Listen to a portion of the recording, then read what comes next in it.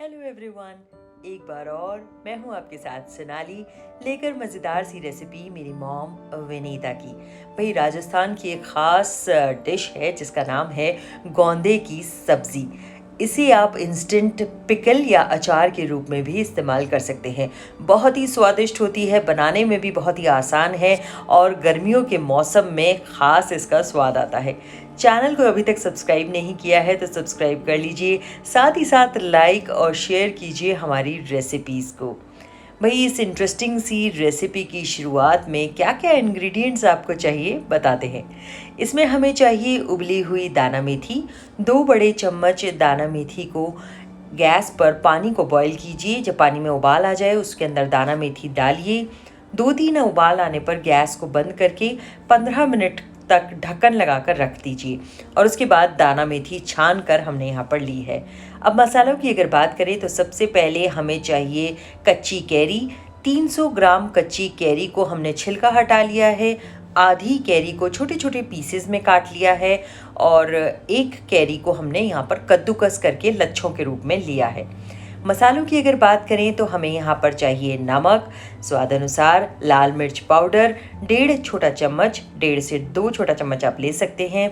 उसके अलावा ज़ीरा, हल्दी, कलौंजी, हींग और 3 स्पाइस मिक्स और सबसे मेन इंग्रेडिएंट गोंदे। अब गोंदों को आपको कैसे करना है, गोंदों को आपको लेना है और किसी प्लेट या चॉपिंग बोर्ड पर रखकर आप उन्हें किसी भी चीज़ से हिट कीजिए और ताकि उसके अंदर जो गोंदे के अंदर लहसुए के अंदर जो बीज होता है उसे हमें निकालना है। तो पहले इसको फोड़ लीजिए और उसके बाद इसके सीड को जो है वो अलग कर लीजिए और गोंदे को आप एक साथ कलेक्ट कर सकते हैं।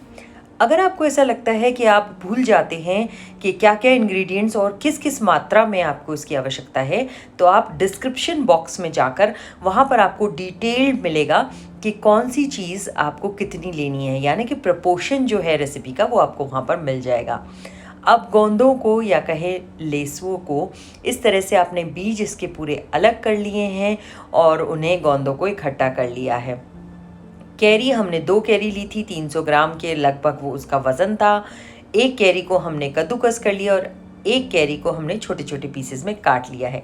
चलिए बनाने की शुरुआत करते हैं। अब एक कढ़ाई के अंदर 2 बड़े चम्मच तेल हमें चाहिए।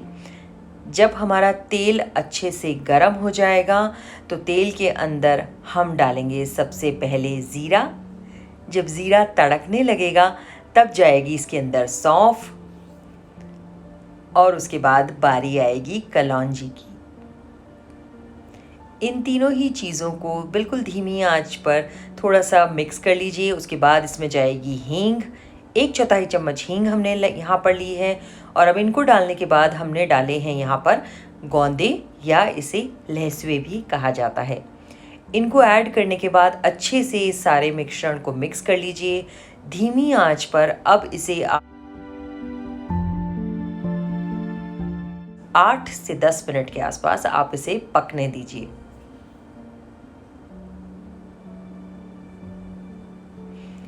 आराम कीजिए, इसको धीमी आंच पर जितना खाना अच्छा बनेगा उतना ही उसका बेहतरीन स्वाद आएगा।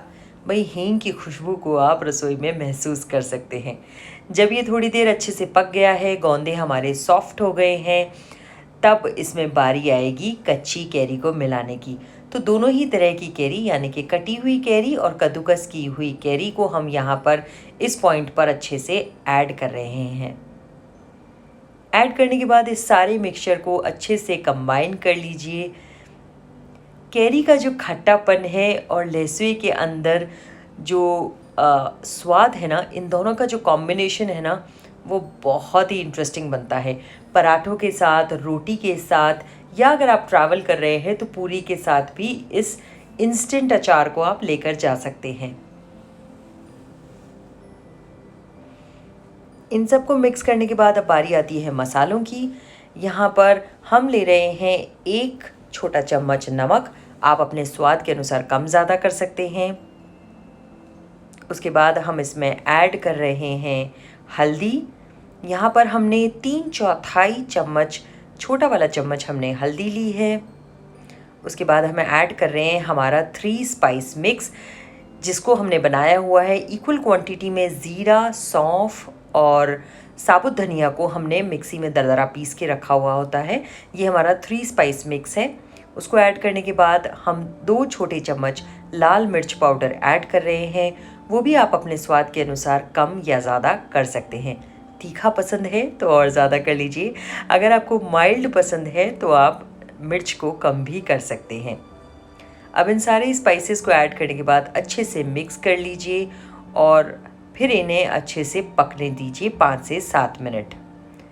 जब ये सब कुछ पक गया है तो अब हमने उबली हुई दाना मेथी, जो कि हमने उसका पानी स्ट्रेन आउट कर लिया था, इस पॉइंट पर हम दाना मेथी को ऐड कर रहे हैं और दाना मेथी को भी अच्छे से सब्ज़ी के अंदर मिक्स कर लीजिए। इस सब्ज़ी को धीमी आंच पर पकने दीजिए। 5 से 7 मिनट और लगेंगे और देखेंगे कि जैसे जैसे ये सब्ज़ी अच्छे से पक गई है, सारे मसाले उसके अंदर इंड्यूस हो गए हैं, तो आपको जो तेल है वो चारों तरफ सेपरेट हुआ हुआ नज़र आएगा। बहुत ही सुरंगा सा रंग है इसका, जैसे कि राजस्थान के तीज त्योहार होते हैं वैसे ही, जैसा रंगीला राजस्थान है ऐसी ही है ये रंगीली राजस्थानी सब्ज़ी, जिसे कहा जाता है गोंदे या लहसुए की सब्ज़ी। तो इस मज़ेदार सी रेसिपी को इस गर्मियों में ज़रूर ट्राई कीजिए और इसका स्वाद आपको कैसा लगा कमेंट करके हमें ज़रूर बताइएगा।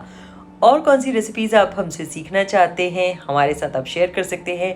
बेल आइकन को प्रेस कीजिए लेटेस्ट नोटिफिकेशन के लिए।